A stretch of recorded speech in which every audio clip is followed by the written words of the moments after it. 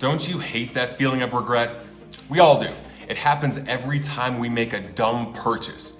In a prior episode, I went over the biggest waste of money, and in this episode, you'll learn the absolute best uses of your money so you don't feel regret. Well, at least with your purchases. Welcome to the Millennials Guide to Money, where we learn how to dominate our finances and own our life. Let's start with number one, healthy and organic food. Look, if you want to be your best, you have to feel your best. And to feel your best, you have to put the best quality food in your body, because your body's just like a car. If you want it to go fast, you want it to last a long time, you got to take care of it. And food is literally the fuel. We're literally made up of the food that we eat, the liquids we drink, and that turns into us. So if you're putting in McDonald's, processed food, all this garbage, then of course you're not going to feel good. And you might feel okay short term, but it's going to catch up at some point. Fruits, vegetables, grains, if you eat meat, it needs to be high quality, and I'd say limit it, but you want to be as healthy as possible in order to perform your best. Now, I know organic food is way more expensive. It could be $4 for non-organic blueberries, and then organic is $7. That's a big difference. However, there's a list of the Dirty Dozen.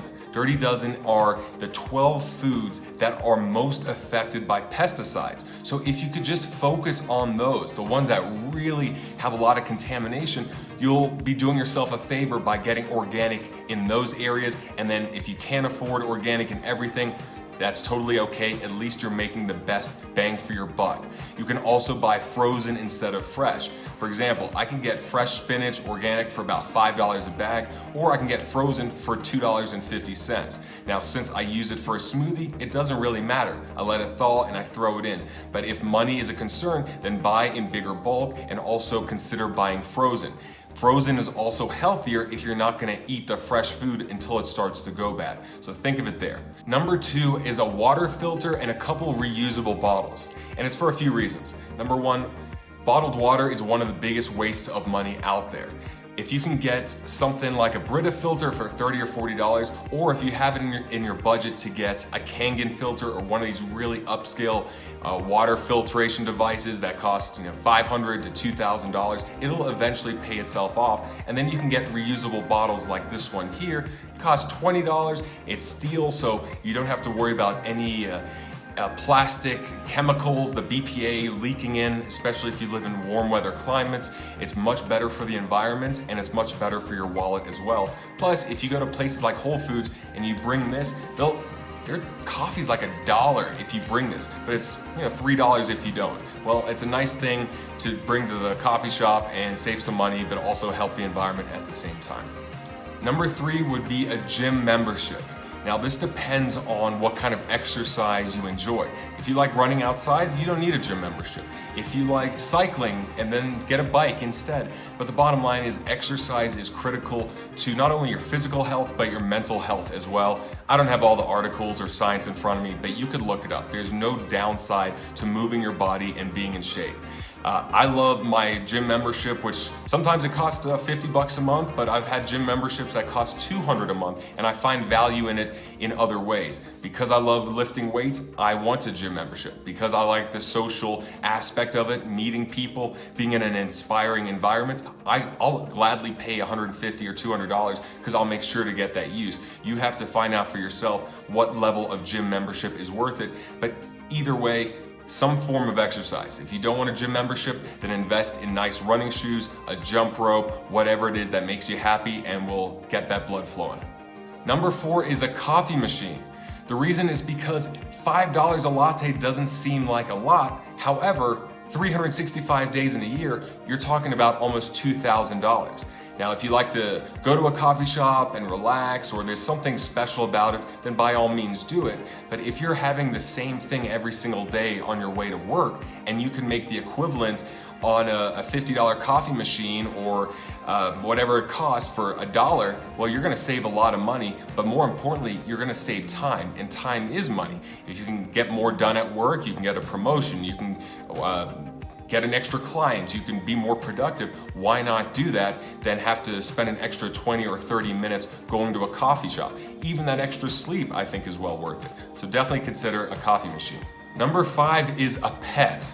Now, This doesn't sound like a good use of money from a financial standpoint, but in terms of enjoyment and fulfillment, I don't know anyone that regrets having a pet, unless it's just like that cat from hell or that dog from hell.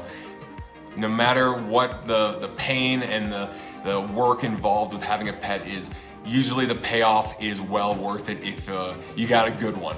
So definitely consider a pet, but just be ready for the financial and time obligation that's needed. Number 6 are books, apps, software, things that teach you something, things that teach you either mindset or a skill. Like Duolingo is an app for learning a new language. There are Audible, which you can have all these non-fiction books, all these biographies, things to get inspired from, things to learn about, whatever your career is. Anything that helps you advance in your career or your mindset or your happiness is well worth it. And now there's more ways than ever. You're watching this on YouTube. I would put this in the same category. There's also podcasts and physical books, audiobooks, seminars, anything like that.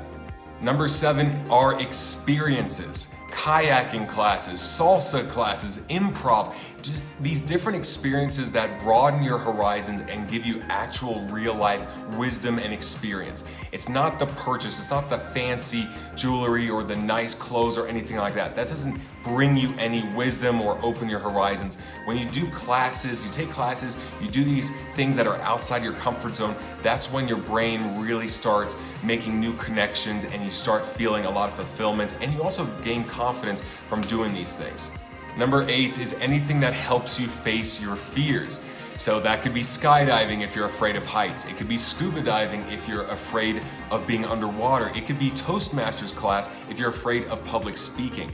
Whatever it is that scares you the most, you face, and when you get over it, you'll have more confidence in everything in life because of it, and nothing will seem like a challenge. For example, if you're afraid of needles, then giving blood could be one of the best things you can do, just because once you do it, you realize, hey, it's not so bad. I can take on everything else that I'm afraid of because I've gone through the worst. That is an investment highly worth the cost. Number 9 is affordable escapism.